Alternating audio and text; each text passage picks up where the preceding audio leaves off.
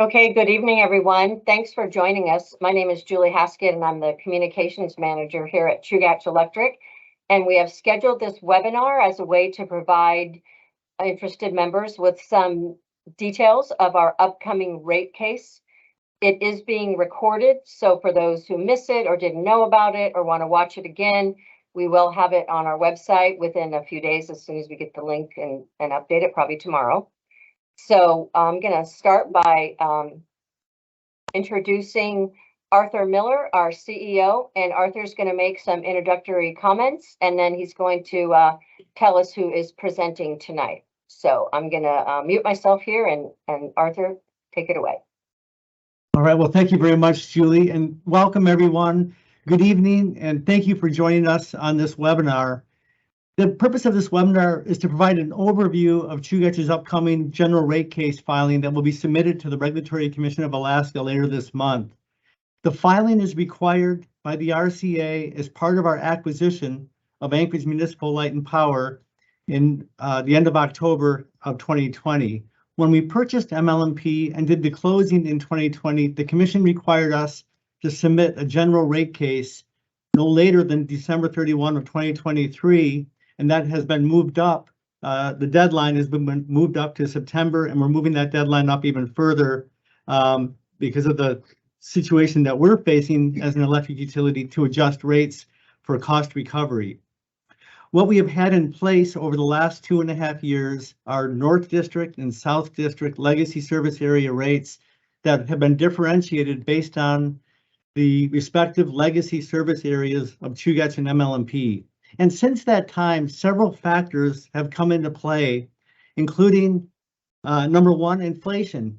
We've had significant increases in the rate of inflation from that time period. On top of that, due in part to energy efficiency measures, which we certainly support for our membership, but also impacts resulting from the COVID pandemic over the last several years have had an impact on our sales levels. And as an electric utility, we are extremely capital intensive. So it's essential that we're able to adjust rates to make sure that we recover a lot of our costs, which are fixed costs in nature.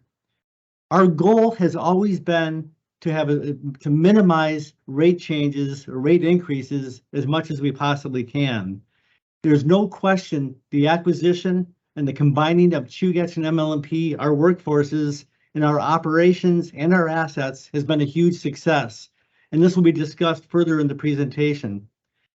There's also no question that had the acquisition not taken place, we would have had rate changes that would have been significantly higher than what we're going to be presenting this evening.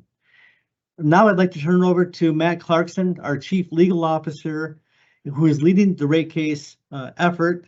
And then in addition to Matt, we also have Dr. Carl Peterson with Concentric Energy Advisors, who has worked with Chugach on complex rate and regulatory matters over the last 12 years. And as Julie indicated earlier, we will take questions at the end of the presentation. Thank you very much. Arthur, I just wanted to mention before we go to Matt, your picture has been flickering. Not sure why, but we can hear you perfectly. So for those who said Arthur's flickering, yes, we can see it too. We're not exactly sure why, but if you take your camera off right now, Arthur, I think Adam's going to come visit you and see if we can figure out what's happening, but we'll do it with that while Matt is talking. Thank you. All right. Thank you, Julie. Thank you, Arthur. Thank you, Julie. As Arthur said, my name is Matt Clarkson. I'm the Chief Legal Officer here at Chugach Electric, and I'm also over the Regulatory Affairs function, and so in charge of getting the rate case together and filed with the Commission. I want to take 1 second here to share my screen. This is always the fun part of doing online presentations. Okay. So, all right, Julie, can you let me know if is this showing? Yep, it's showing. We can see 2 slides at the same time, though it's not full screen. Okay, hold on. We can see your first slide and your second slide next to each other. Give me 1 second.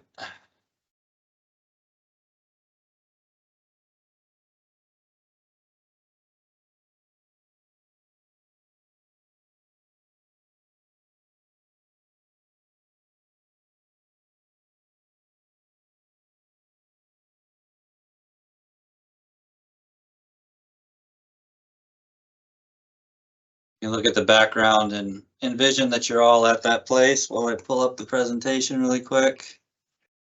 I was thinking the same thing. Okay, how about now? Perfect. All right, thank you. So yeah, as Arthur said, the purpose of this presentation is to give you all a chance to get some information and education on what Chugach is planning for its upcoming June 30th rate case filing. So we'll go through, we have some introductory remarks from Arthur Miller. We'll talk a little bit about the reasons for the general rate case, which he hit at a high level as well. We'll talk about the rate setting process, sort of just generally to give you all a better understanding as to what goes into utility rates, how do they work. We'll talk about the revenue requirement, and I'll explain what the revenue requirement is for those who aren't familiar with utility jargon. And we'll talk about cost of service rate design, which is basically how do we formulate the actual rates that get put into Chugach's tariff that customers pay and ultimately result in a bill for electric service. And then finally, we'll briefly go over the schedule that Chugach has to get to the filing and then when rates would go into effect. So as Arthur just mentioned, Chugach has recently closed in 2020 on the acquisition of ML&P, the assets of ML&P. During that acquisition process, Chugach had to go to the Regulatory Commission of Alaska for various regulatory approvals. And the RCA, in the order approving the acquisition, expressed some concern about Chugach's post-acquisition financial health and equity levels. Chugach, as a cooperative electric utility, finances large transactions like this with debt. And so, as most of you all are aware, a $1 billion purchase price on a utility that's financed by debt will have a significant impact on equity levels, and ultimately did have a significant impact on Chugach's equity levels. Although, as our CFO would tell you, the equity levels are quickly rebounding, and that's the goal, is to get back to our prior equity target. But to mitigate some of those concerns, Chugach, or the RCA, required Chugach to file a 2022 test year rate case by August 15, 2023, which includes a revenue requirement study, a cost of service study, and a rate design. So Chugach has been experiencing some financial performance issues since the acquisition closed. As you may or may not be aware, ML&P's last rate case, the rates that Chugach adopted through the acquisition, have not been updated since 2017, and Chugach's base rates haven't been updated since 2020 when we closed on the acquisition. Since then, Chugach has experienced some financial pressure from increased costs. Inflation, for example, since 2017 in the Anchorage area has gone up about 17%. And also declining sales, which were driven in part by COVID impacts and also end-use customer efficiencies that we're seeing on an ongoing basis. And historically, in the prior 5 to 10 years, Chugach has been seeing about a 1% decline in sales year over year. So as a result of this, Chugach needs to update its rates to recover the cost of operating and maintaining the utility system so that we can ensure that we can continue to provide safe, reliable, and affordable power for our members. This ensures also, by refreshing our rates, that we maintain adequate progress towards our board of directors' 40% equity target within a reasonable period of time. Third, the primary goal of the acquisition really was ultimately to achieve savings, but also to unify rates for all customers in the Anchorage Bowl. The RCA expressed concern about allowing disparate rates between legacy service territories to last for too long after the acquisition. Chugach expressed some desire to have a transitional period whereby the rates could be combined over a period of years.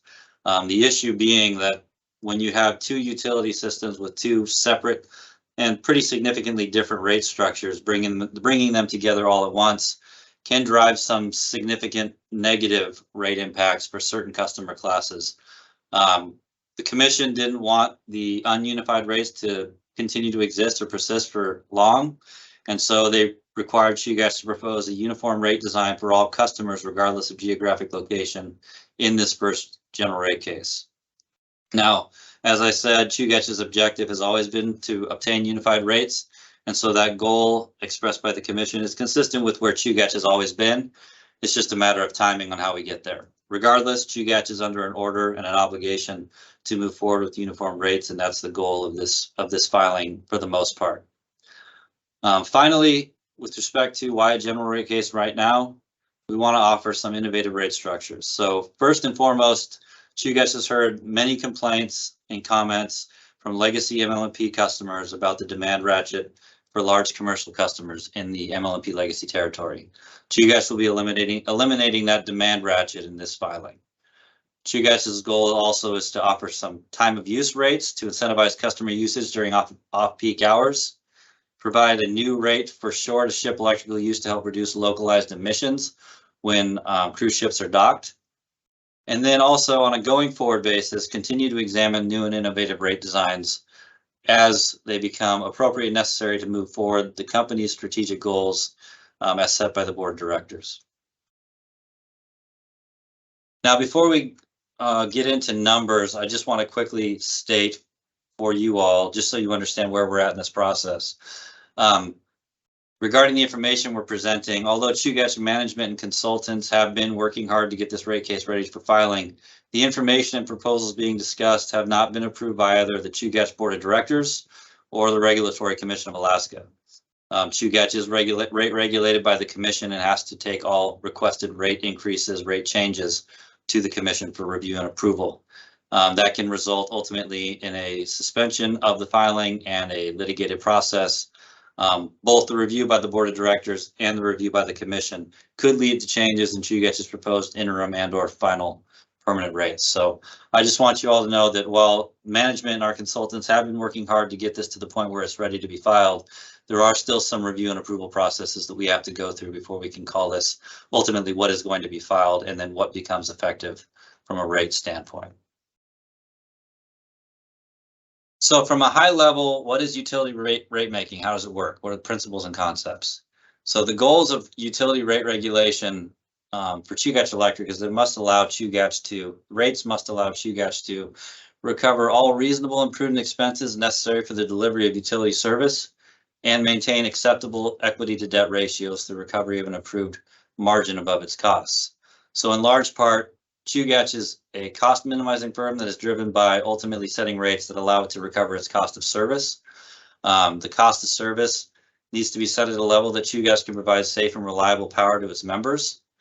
And then also so that Chugach can maintain an acceptable equity ratio so that it can continue to achieve favorable interest rates when it comes time to finance other transactions on a going forward basis. The Chugach's capital structure and its equity position largely impact ultimately what sort of financing Chugach is able to achieve on the market. In order to set rates, it's really a high-level two-step process. First, you have to determine what the annual cost of operating the utility is, and that's the revenue requirement. And you'll hear us refer to that throughout this presentation. So how much does Chugach need on an annual basis, a 12-month basis, to run the utility? Then you take that revenue requirement once you've got that bucket of costs identified, and you allocate and assign those costs to appropriate customer classes through what's called a cost of service study, and then you design rates to achieve ultimately recovery of the costs that you need to run the system. So let's talk about the revenue requirement and what it's composed of and what it's looking like for this rate case. So the revenue requirement is composed of the annual cost, as I said, of operating the utility during an identified 12-month, what's called a test period. The Regulatory Commission of Alaska uses a historic test period. So when determining what that cost of service is for a utility, you pick a 12-month period, a lagging 12-month period behind the date that you file the rate case with the commission. And then you determine during that 12-month period what the total cost of service was. In the order approving the acquisition, the commission required Chugach to use a 2022 calendar year test period. And so that's what Chugach has adopted from January 1, 2022 through December 31, 2022. What were the costs of operating the utility for that period of time?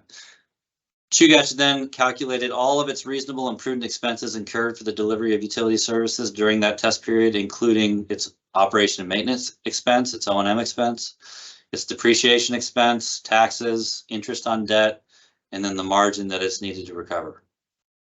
Those results were then normalized and adjusted to include any known and measurable changes to test year expenses, as well as to exclude non-recurring expenses. So to the extent there is a change that's identified, a cost that has been identified in the 2022 test year period that was incurred by the utility isn't going to exist on a going forward basis, or a new cost will exist and it's known and measurable at the date of the filing, then those should either be taken out of the revenue requirement if they're not going to exist, or they can be included in the revenue requirement if they are known and measurable to exist.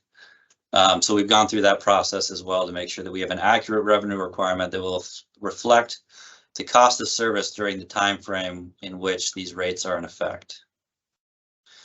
So what we've seen so far, and really this goes to ultimately the success of Chugach's acquisition of the assets of Municipal Light and Power. Prior to the acquisition, if you took the revenue requirements of the two separate utilities, Chugach and MLMP, and you added them together, that totaled to $264 million. That's this bucket right here. After the acquisition, what we've now found through our work to determine what our test year costs were in 2022 came out to be $264,474,000. The difference being only $169,000, a 0.1% increase over what it was prior to the acquisition. Now remember, prior to the acquisition, MLMP's rates haven't been updated. Its revenue requirement has not been updated since 2017, and Chugach's revenue requirement hasn't been updated since 2020. That's a long time for there to have been zero cost increases, especially in the inflationary environment that we've been seeing. The supply chain disruptions that we've experienced through COVID, skyrocketing material costs. So overall, the acquisition, just this story in and of itself, is a huge success for the utility ratepayers that will continue to be felt on a going forward basis from here on out. Without the acquisition, what we see is there would have been about a 14.5% increase in the revenue requirement, about a $38 million a year difference. So it's a significant difference. And this shows for the test year that we were analyzing the total amount of operational savings, acquisition savings that Chugach has experienced. And if you look down in the bottom right, adding up all the categories of experiences, the bucket of savings that Chugach has been able to achieve as a result of the acquisition totals about $38 million just in calendar year 2022 alone. So when talking about rates, that's the revenue requirement. That's the total cost of service for the system, for the utility to operate, subtracting out fuel and purchase power. When we talk about rates and how does that total bucket of cost get translated into rates for our utility members, we will be going down to the acquisition or down to the commission to ask for approval of both interim rates in the beginning of the process, interim and refundable rates, and then ultimately permanent rates that will be in effect on a going forward basis. The interim rates are what are typically awarded to utilities prior to final adjudication of the permanent rate request. Interim rates are across the board as a standard practice, meaning they don't differentiate. We will not differentiate percent increases on a customer class basis. You apply the same percent increase across all of customer classes in the system. In this case, we won't be applying the same increase to sewer electric system as it's a wholesale customer and receives a different level of service than the retail customers. So on June 30th, when we make the filing asking for both interim rates effective within 45 days of the filing, that would mean that the proposed interim rate increase we will be requesting, which is about a 5.6% increase on a demand and energy basis for retail customer classes across the board, and on a total change basis, about a 3.6% increase. That would go into effect approximately on September 1st, 2023. And then those rates would remain in effect until final rates are approved by the commission most likely, if the filing is suspended and a hearing and adjudication process is held sometime at the end of September in 2024. Now, as I said, interim rates are refundable. So to the extent the permanent rates that are ultimately approved by the commission are lower than the interim rates that were awarded to Chugach while the adjudicated process was ongoing, then there will be a refund back to the customers for the difference. To the extent the permanent rates ultimately exceed the interim rates that were approved by the commission on an interim basis, no refunds will be given, but also no backdated retroactive collections will be collected for the utility either. So with that, talking about the revenue requirement and how that impacts rates, I'm going to hand it over to Dr. Carl Peterson, who is our expert consultant with Concentric, and he has run our cost of service study. He knows the insides and outs of how this stuff works, and he's going to walk us through, hopefully at a high level, help us all better understand how this stuff goes from a large bucket of costs to an individual customer class rate.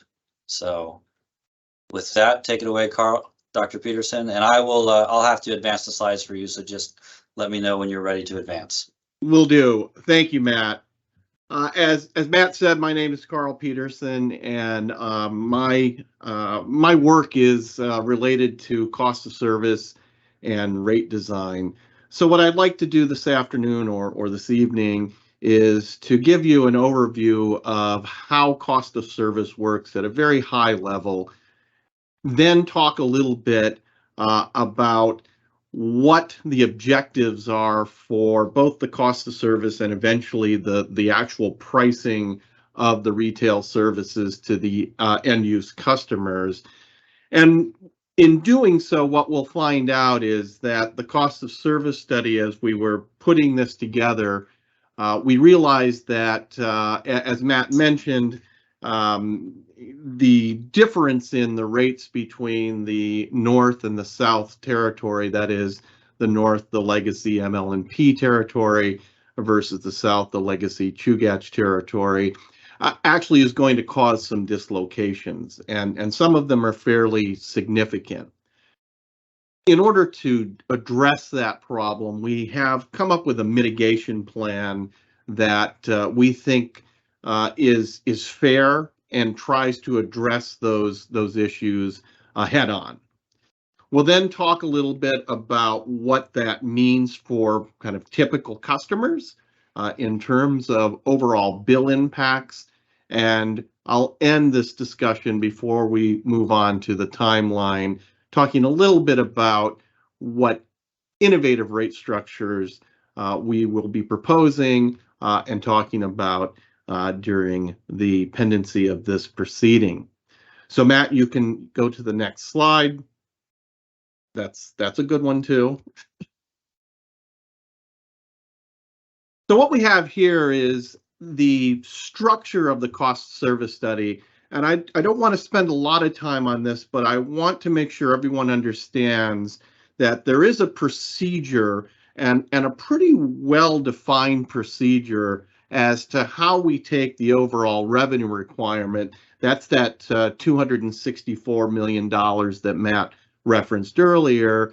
And again, that's made up of all of the reasonable costs of the utility, whether it's the operation and the maintenance cost, depreciation, the administrative in general, that is the overhead costs, and all other costs, and how we take that and put that into different buckets so eventually we can create end-use tariffs. And there are basically three questions we ask. The first one is, what part of the utility does the cost relate to? This is called the functionalization of cost. So we're talking about, is this a production cost? That is it related to the power plants and the expenses that go into the power plants? Is it related to the transmission of the energy, that is over the high voltage lines, the distribution or delivery of the energy? That's on the lines that are outside your house, the lower voltage lines, and also costs that are related to providing services to the members or to the customers, things like metering and billing and when you call in and Chugach answers the phone.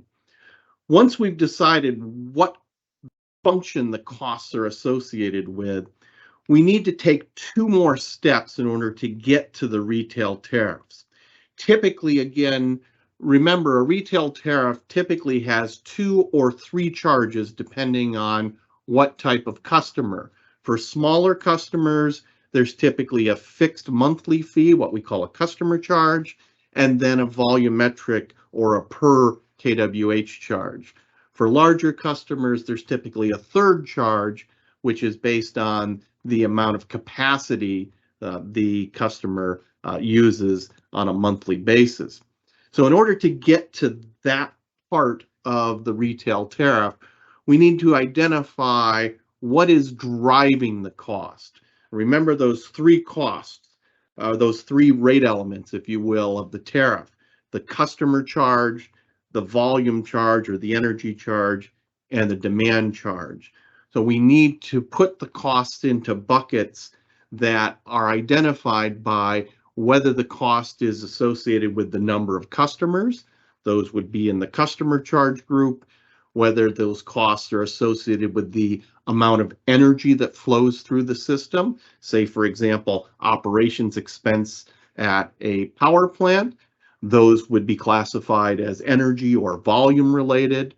And those costs that are related to the size of the system, that is, the system has to be or must be created or designed in order to meet the maximum amount of usage that customers want at a peak time, whether that's during a day or during an annual season, and we call those demand-related costs. So once we've classified all the costs by their cost driver, then we can start to allocate those costs to the different customer classes. I only have the 3 major classes there at the bottom. There are a few other classes in the tariff structure, but just to give you an idea of how this process works, if we think about residential, small commercial, and large commercial customers, we need to take those classified and functionalized costs and allocate them across those customer classes. And that's typically done based on some sort of usage measure, although with customer costs, it may be the number of customers. But for most of the costs, it's some sort of usage measure, whether it's the amount of peak demand per customer class or the amount of usage per customer class. So we have a process that's relatively well defined to get from the revenue requirement, that is the total amount of costs that the regulator will allow the utility to recover, down to costs that then can be used to actually design the retail tariffs themselves. So we can move on to the next slide now. So the question we have before us is, what are the objectives for this particular cost of service and rate design? As Matt mentioned, Chugach is required to file proposed rates that are fully integrated between the North and the South districts. That would include uniform rates, meaning that if there's a customer charge for North residential customers at, say, $10 a month, that charge must be the same for the South customers, and the same for the per unit charge, that is the volume charge, and for larger customers, the same would apply to the demand charges as well. So this provides Chugach with some objectives as to how we try to deal with this requirement from the RCA. So the first step is to integrate the North and the South districts into one cost of service study and into one rate schedule. Once we've done that, then we take a look at the results and we ask the question, are we minimizing disruption from the changes in the rate design, that is the unifying of the rates on customers?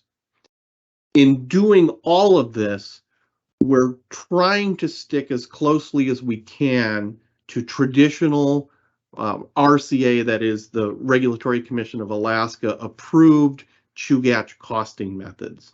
And the reason we're doing that is we want to be as transparent as possible and as simple as possible, if you will, to try to focus on the problem at hand, which is really integrating these two pretty different rate structures together into one rate structure. So we can move on to the next slide.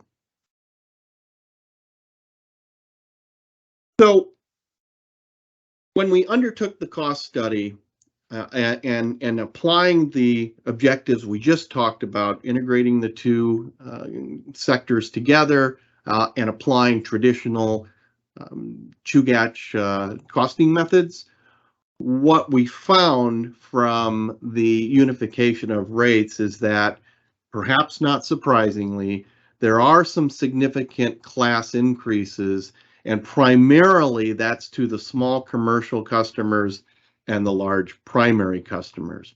There's a secondary effect that has to do with location as well. And again, this is related to the fact that the two tariff structures were so different, and we see disproportionate effects on the legacy or the South customers. That's the legacy Chugach customers.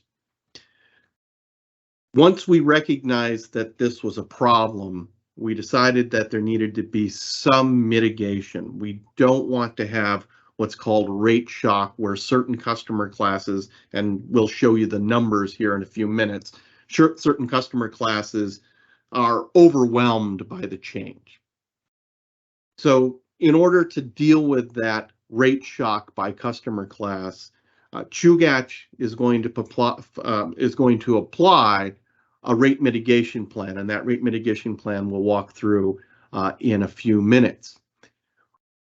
In order to comply with the requirement of the RCA, however, Chugach will file both a consolidated, that is a uniform rate design, and a slightly non-consolidated rate design, and that will be part of the rate mitigation plan, and I'll explain what that non-consolidated rate design means here in a minute. The proposed rate mitigation plan is designed to deviate from the results of the cost of service study in the least disruptive manner. In other words, we're trying to stick as close as we can to what the RCA told us to do, recognizing that some of the results actually had some fairly significant impacts on certain customer classes.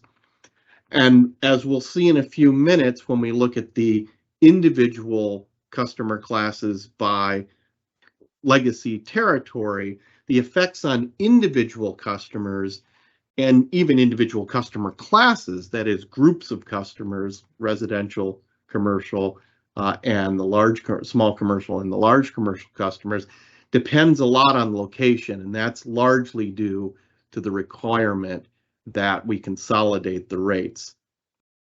And this will occur even with rate mitigation. So what is the rate mitigation plan? There's two steps in the plan. The first step is what I'll call a traditional rate mitigation plan.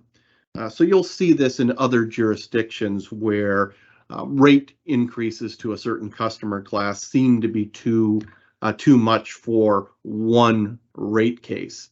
And that's to limit the overall increase to any of the retail customer classes to a certain number. We've chosen 1.5 or 150% of the total retail increase to base rates. So we will cap those customer classes that have more than 1.5 times the system increase, that is the total increase for the company, to that number, 1.5, and I'll show you what that number is in a minute. Now, once we cap a rate class, because what we're doing with cost of service is we're taking a bucket of costs and we're spreading it out. We're not changing the overall revenue requirement. That means any of the costs that would have gone to these customer classes will need to be reallocated to the other customer classes. So we're going to ask, the residential class and the primary service class, the secondary service class, along with the military class, to pick up some of those revenues that we don't feel we can allocate to the customers that the cost of service study indicates. So that's the first step, and that's a fairly typical approach that's taken. The second step is somewhat unique to this situation, and that has to do with the fact that you've got these major differences by location with these customer classes. And I should probably note here that we're not changing the definition of the customer classes. The customer classes will stay the same. We've looked at that issue as to whether they should change, and we don't think there's a good reason to make changes in the definition of the customer classes. So because we're required to create uniform tariffs or uniform rates across customer classes, the second step is to limit the increase to any of those legacy customer classes, that is by location, to about 10%. And we do that by keeping differentiated volume rates, that is the per kWh rate by legacy district. It turns out we only had to apply that in one case. And why don't we go to the next slide, and we'll talk about what happened here. So here are the results as of a few days ago, of June 8th. These results certainly could change and probably will change slightly before filing. So let's take a look at the first line, which says current. That current line is the revenues given the current rates in place as of 2022. So we take all of the usage for 2022, we multiply it by the rates, and we get the current revenue by class. Then we compare all of the changes to that current revenue by class. So we can see where it says full cost of service, that's one row below current. This is what it would look like if we just applied the cost of service study the way I described it earlier to the customer classes and didn't make any changes. A little bit of a mechanical approach to allocating the total amount of revenue. And you can see that the change from that process in base rates is in the row called change in base rates. And we can see that the small general class has about a 27%, almost a 30% increase when we apply just the cost of service. And the large primary class has about a 20% increase. Now, when we convert that to a total bill, in other words, we take into account the entirety of what the customer pays, which includes fuel, that reduces those percentages a little bit, but we can still see that for small general, their change in the total bill would be about 19%, a little bit over 19%, and the change for the primary customers would be around 13%. And so that's our first step. We looked at those two customer classes, and we said that's probably too much.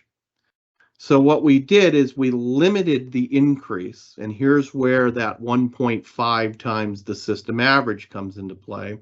If you look at the column that says small general, and you go under mitigated, this is that bottom table, and you can see the change in base. If you go to that second column under small general, you'll see 12.6%, and you'll see that same 12.6 for the large primary customers. That's 1.5 times the total percentage change in base rates, or 1.5 times the 8.3%. So once we've capped the amount of revenue that will go to those customers, you can see that at full cost of service, if we use the small general commercial customers as an example, they would have to recover about $29.7 million. Under the mitigated proposal, that customer class would only be responsible for about $26.2 million. And the same, although somewhat less for the primary customers, they would be responsible under full cost of service for about 13.5, and under the mitigated approach, it's about 12.7. So the difference between the 29 and the 26 and the 13.5 and the 12.7, that must be allocated then to the customer classes that aren't capped at 12.6%. And you can see, and that's done on a pro rata basis. You can see, in other words, a percentage of the total revenues each customer class contributes to the system. And you can see that that will slightly increase the residential rates, slightly increase the large secondary, and slightly increase the military rates, with lighting staying pretty much where it's at. So what we've then done is we've then looked at the revenues by legacy territory, and we applied that 10% rule, or it's roughly 10% actually, that 10% rule. And it turns out that the small general class, we think we still need to keep separate rates. And you can see where this comes into play on this slide right here. So if we look on the left where it says unified cost of service results, these are the bill impacts, and this is a total bill impact. In other words, including all of the costs that the customer pays under the strict cost of service approach, and unifying, in other words, making the rates the same between north and south. And you can see that for residentials, the north will get pretty much a uniform discount across all sizes, with the south having discounts that or increases that fall with the size of the customer.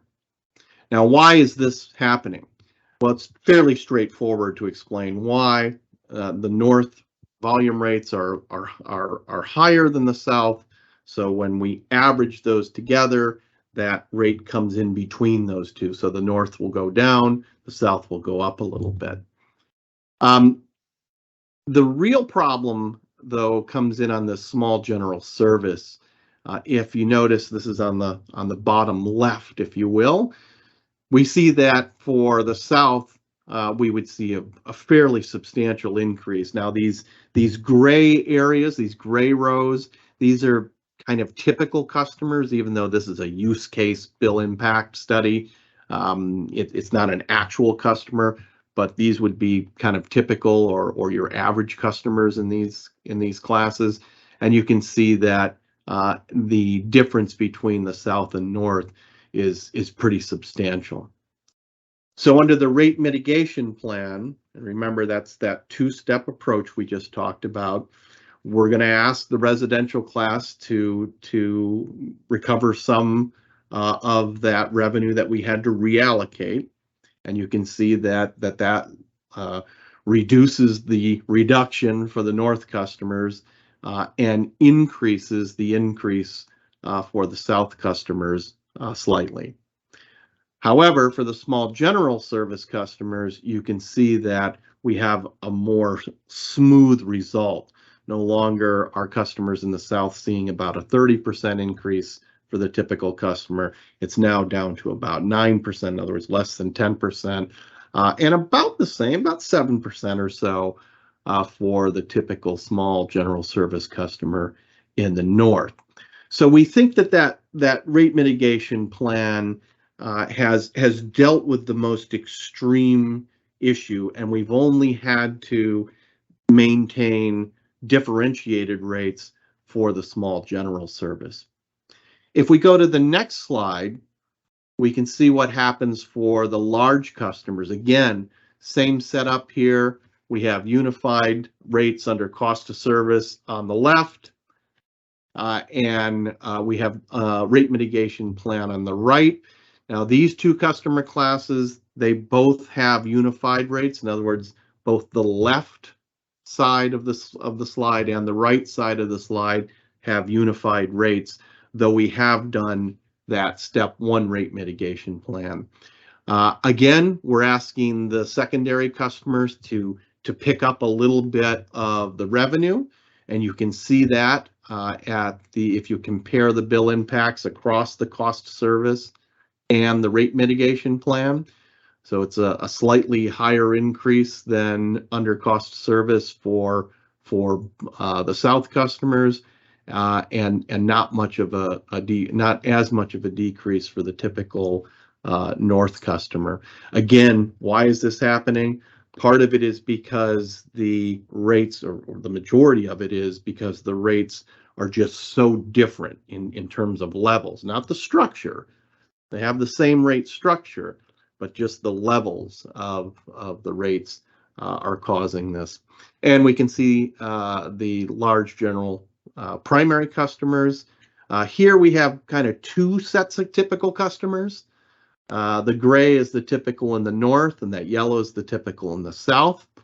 And remember, this was one of the customer classes that we wanted to mitigate a little bit. And so you can see from the percentages on the left under cost of service that we've mitigated the increases both to the South customers and to the North customers. Okay, so I think we can move on.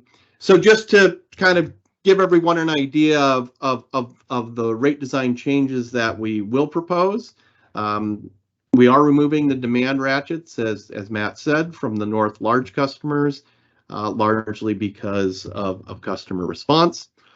We will be updating all of the billing components, of course. That's the 3 components or the 2 components for the smaller customers. We are consolidating rate schedules for the street lighting to the extent we can, just making it simpler, having fewer of them, less confusion, both for the customer and for the company, frankly. It makes it a little bit easier to administer those tariffs. We are proposing 2 additional rate structures, or rate tariffs, I guess. That is a voluntary time of use rate for the small customers, residential and small commercial. And this is to both support beneficial electrification, and that simply means trying to get the system more efficiently used over time. And then as the system portfolio changes and gets more renewable in it, we'll be ready to take advantage of that as that changes over time. This is will be a limited rate. I think in Alaska they call them inception rates. I like to call them pilot rates.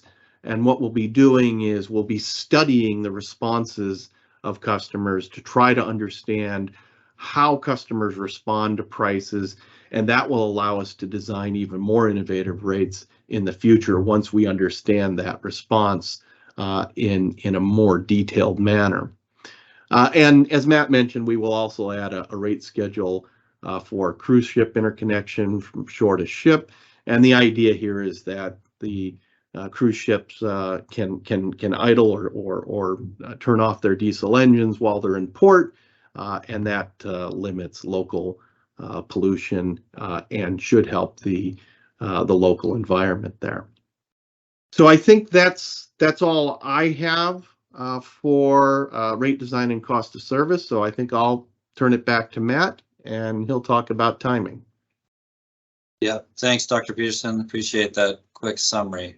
And we will have some time for questions and answers on this stuff briefly. So just to quickly wrap up the presentation, I wanted to just give everyone an update on the timeline for the upcoming filing. So as I mentioned earlier, the target filing date is June 30th, 2023 to file the rate case with the RCA. This is a significant milestone for Chugach, as we've discussed, both Arthur Miller, the CEO, and as I mentioned earlier, we have been dealing with some significant financial pressures over the last 3 years since rates were last adjusted on the Chugach side, and then the last 7 years since rates were adjusted on the MLMP side. We really can't afford to continue to delay this filing at this point.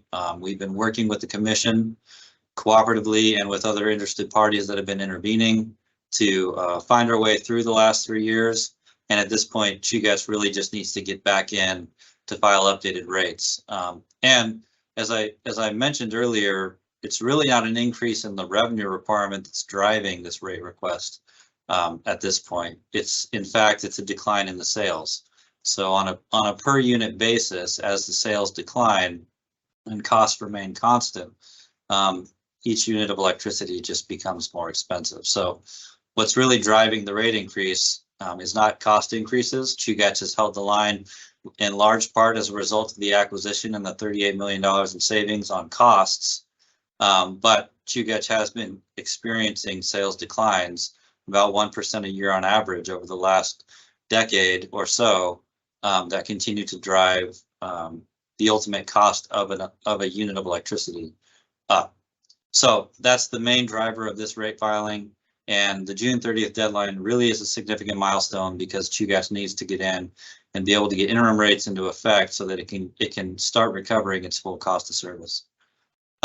Once the filing is in place, there's a 45-day delay before interim rates can go into effect. The commission will issue a public notice so that everyone who's interested can review the filing and submit comments with the commission.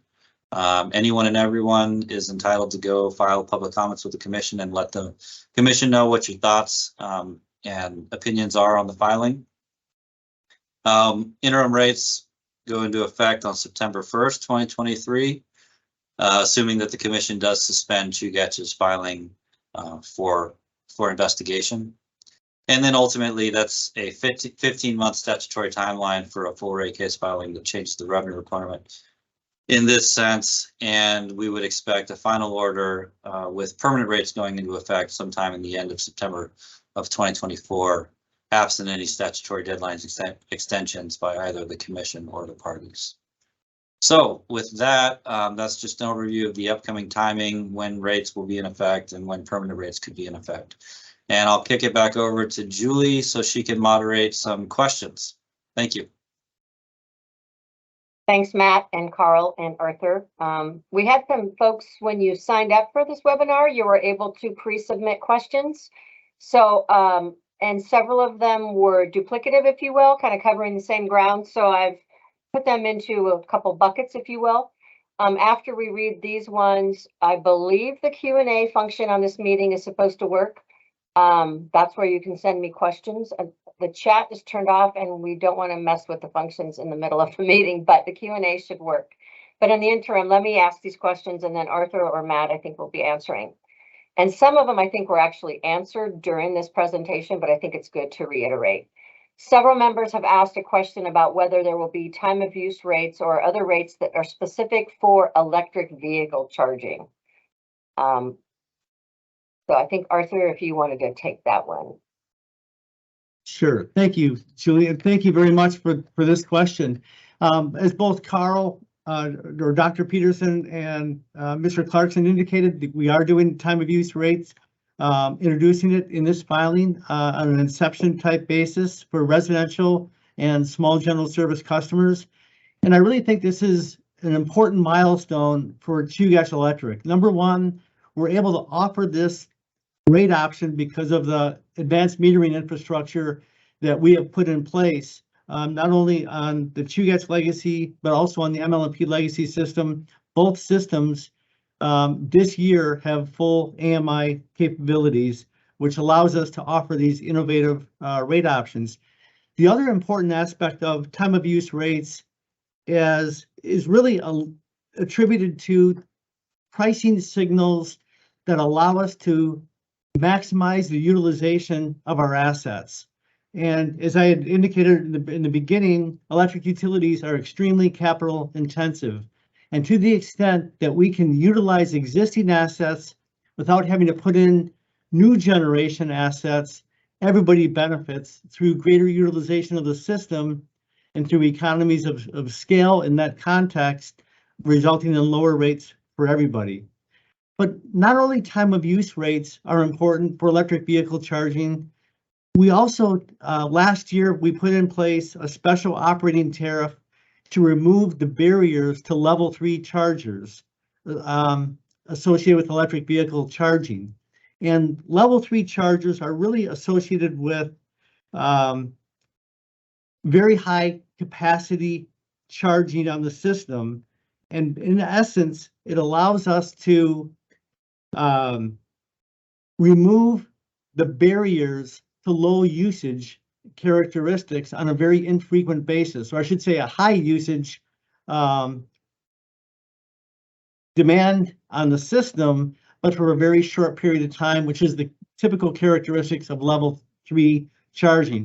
And we put an operating tariff in place, working with the Regulatory Commission of Alaska and other relevant utilities, and we removed the barriers to level 3 charging, and that's been in effect since April of last year. In addition, over the next several weeks, we're going to be expanding that to include level 2 chargers as well. And that's going to help incentivize and remove some of the barriers, if you will, for low consumption patterns with electric vehicle charging. And we expect to file that here within the next week, 2 weeks period. These changes are being made outside of the context of a general rate case proceeding. They're being made totally separate from the rate case.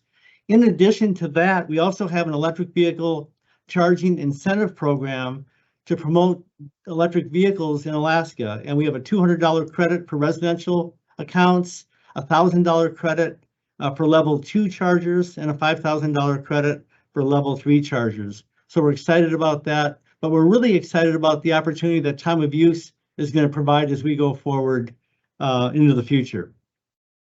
Thank you. Thank you, Arthur. And for those who joined us late, this is Arthur Miller, our CEO. The previous presenters were Matt Clarkson, our Chief Legal Officer, and Dr. Carl Peterson, who's an expert economist who's consulting on our case. We know that Arthur's camera is flickering. We don't know why, because all the rest of us in the same building have no issues. But we can hear you great, Arthur. So although you're flickering, we can still hear you really well. Another couple of questions were around how are rates designed or set to help low-income folks with energy costs? So another very good question. So first of all, we do not have a special rate for low-income households or businesses. What we do have is an Aging and Disability Resource Center financial contribution that we make on an annual basis. And what that organization does is they screen applicants for financial hardship.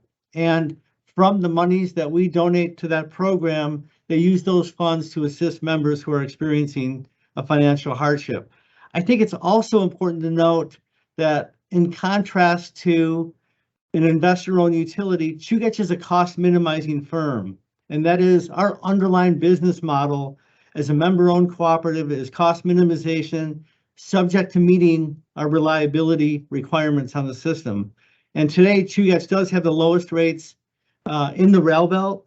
And in addition to that, and I mentioned the time of use rate option, that will incentivize during non-peak periods energy usage, which ultimately will benefit everyone in the form of lower electric rates through that additional fixed cost contribution to the system.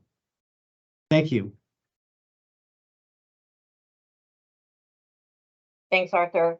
I think this has been answered, but folks ask this question in a lot of different ways. How is the rate case, if it is or if it is not, incentivizing people to use renewables or incentivizing Chugach to use renewables? Are they related? I think that has been mentioned. The primary purpose of this rate case is really threefold, and one is to adjust rates to reflect the reduction in sales levels that we have experienced over the last 5 to 7 years. Also, to the combining of the rate classes between the legacy customers in the North District and the legacy customers in the South District, or through the rate mitigation proposal, transitioning to unification of rates. And then in addition to that, offering time of use, removing the demand ratchet, incentivizing cruise ship electrification. One thing that we have been doing to incentivize renewable generation on our system, one, we expanded our net metering program from 1.5% of average retail demand to 5%. And that basically opens up the eligibility of net metered customers on our system. In addition, we issued an RFP process for submitting for independent power producers to submit proposals on renewable generation to Chugach. And in that way, we want to make sure that are we identifying all the different types of technologies that are out there and the cost structures that the marketplace that can provide. And if the marketplace can provide those other alternatives and competitively with our existing cost of generation and our projected cost of generation, we want to evaluate those for potential integration into our system. And through that RFP process, we received proposals on solar, wind, pump storage, hydropower, and tidal. And from that, we're reviewing today 2 projects, utility scale projects. One is 120 megawatt approximately solar project, and another is 120 megawatt wind project. And those are under evaluation right now. We expect that evaluation will be completed within the next month or so.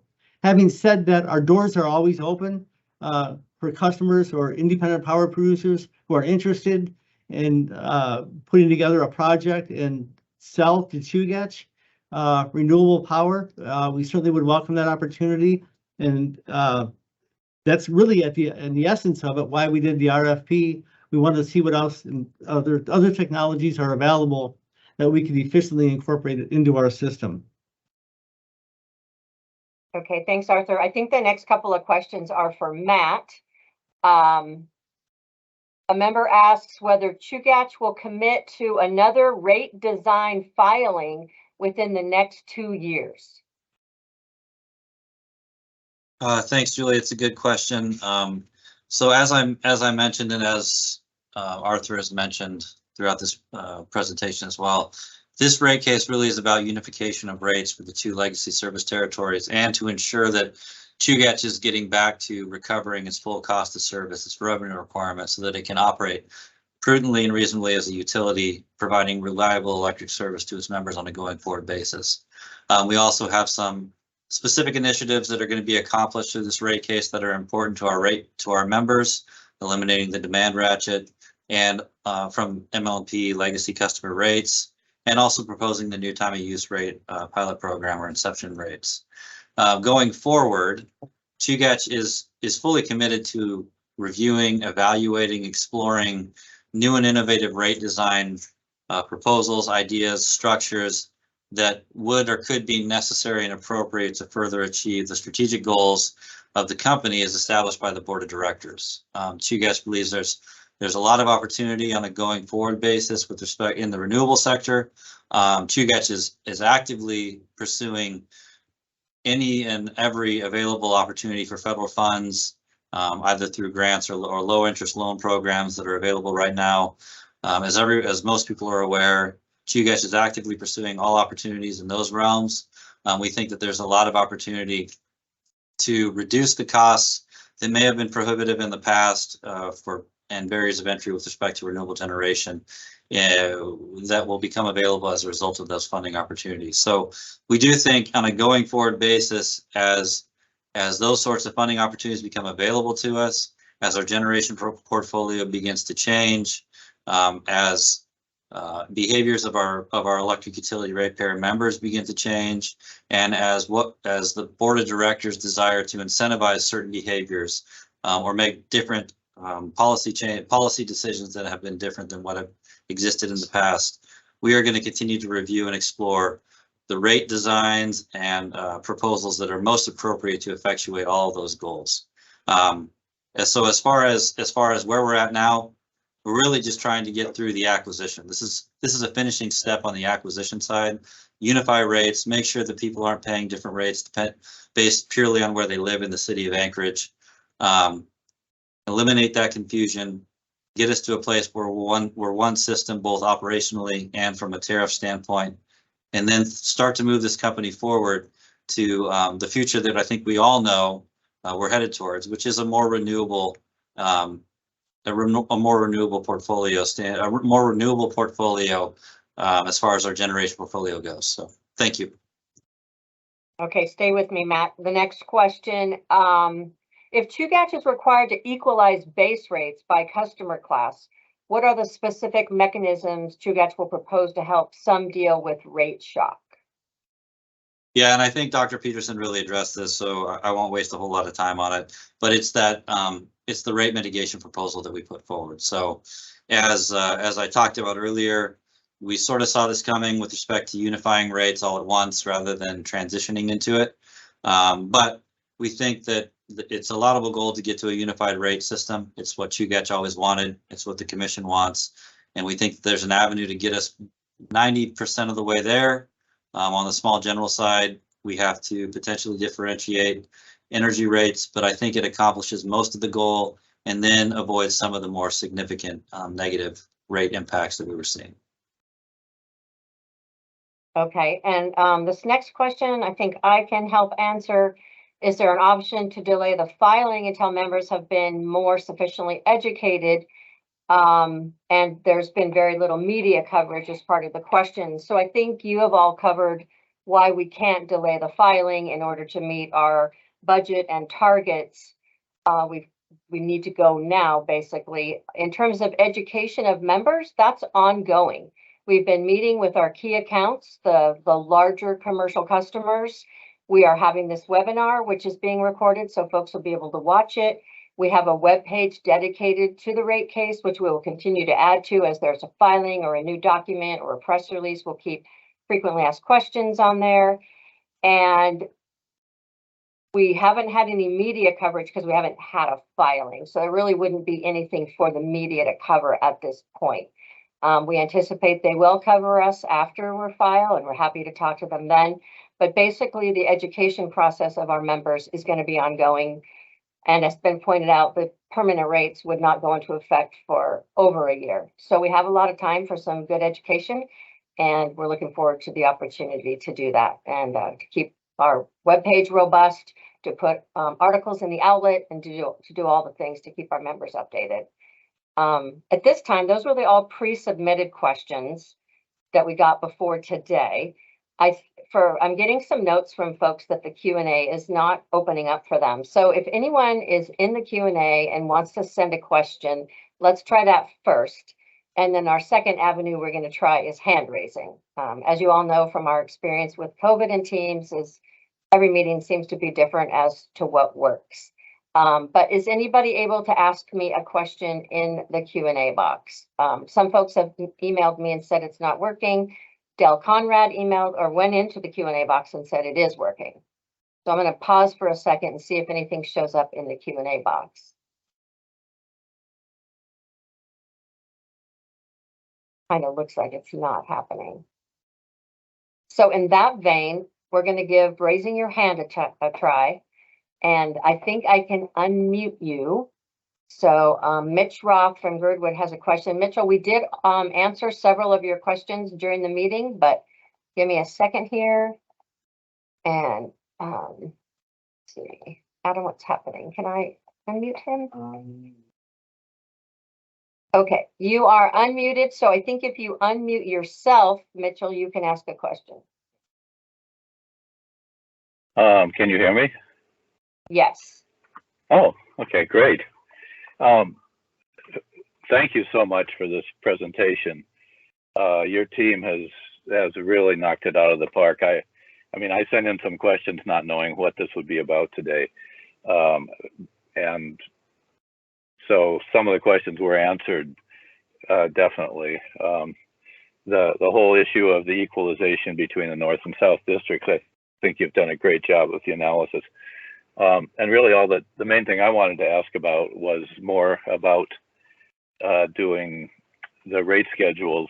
And the reason I'm really excited is that I've, for 3 years, have been looking for an EV, and I'm supposed to take delivery tomorrow. And so now I want to know what it's going to cost to charge it. And more importantly, I want to know the ways in which Chugach is incentivizing additional EV owners to take the plunge, because even though the electricity is 80% natural gas generated that's going to charge my EV, it's still a huge improvement in emissions from going to an EV from natural gas generation compared to gasoline. And the second point is that I could put solar on my house and then I could charge my car without adding any load. I don't quite understand the time of use, what that actually means in terms of my rate. If it just means that I get to pay, I'm not penalized for increasing my usage and I'm paying the same rate as long as I charge at night, that's not an incentive. That's the way it should be. An incentive would be, for example, if all of the charges for charging were free and that I got a credit equal to my usage for charging. And that sounds ridiculous, but in order to make it revenue neutral, you have to realize there's only a few hundred EV owners in Anchorage. So the cost of that would be really minimal when distributed around to the other classes, but it would be a huge impact for people to want to acquire EVs. So that's really just the question is, it also applies to heat pumps and water heaters and beneficial electrification in general, whether we can have a special rate schedule that really is an incentive,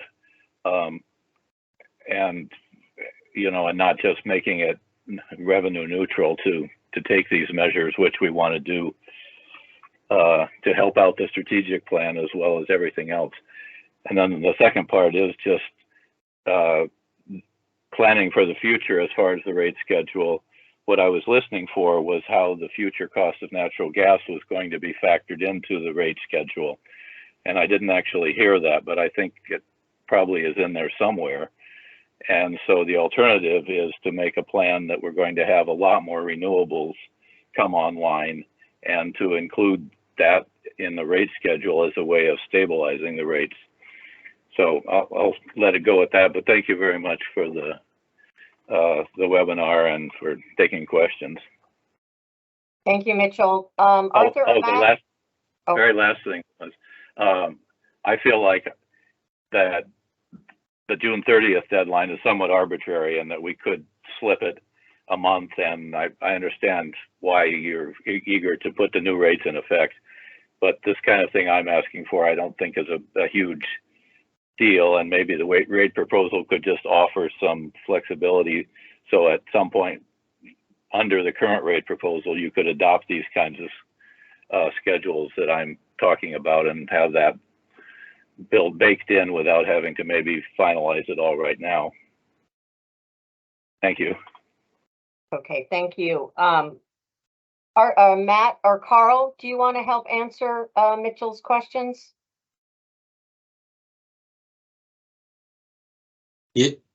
Yeah, I would say, Carl, do you want to speak quickly to the time of use rates and how that would relate to the question? Yeah, the time of use rates are really designed to incent people to use electricity during the off-peak periods, which will be basically overnight. So to that extent, there would be a reduction in a pretty significant reduction in the volumetric rates. Now there'd be an increase in the rate during the day, but that's the idea, is to provide incentives for folks to use the system off peak. Okay, I think we did our best to summarize that answer. I'm going to take a moment here to see if I can unmute Anthony Scott. And Mr. Scott, this was related to the rate case, we did try to answer your questions tonight. So if you could keep it brief, that would be great. And we're going to unmute you here. Are we unmuting? Okay. You need to unmute yourself, I think.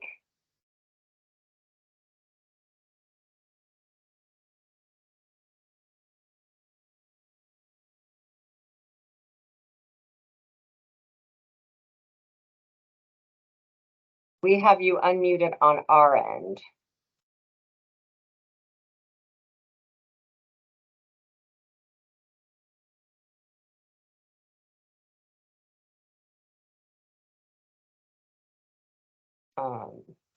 Okay.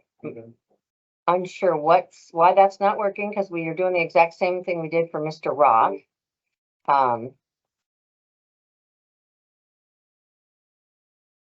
Yeah, we see your hand up. In the meantime, is anybody else? We'll see if we can figure out Mr. Scott's microphone, but anyone else? We've covered a lot of ground. We've been going for an hour and 15 minutes. But I'm not, or did you have your microphone unmuted? Because we have yours unmuted on our end.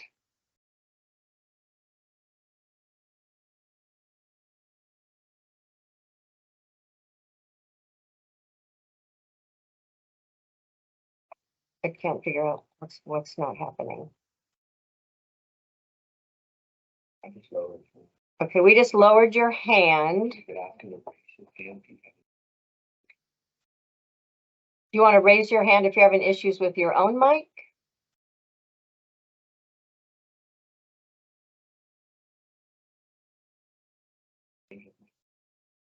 Not sure what's happening. Okay, well, I apologize for that. You're welcome to email me at Julie_Haskett, HASQUET @ChugachElectric.com, and we will answer whatever remaining questions that you have. So I don't see any other hands up. We will have more webinars going forward as we can. So thank you again, everyone, for participating. And we will have this on our website within a few days. And I was going to see if Arthur wanted to make some closing comments.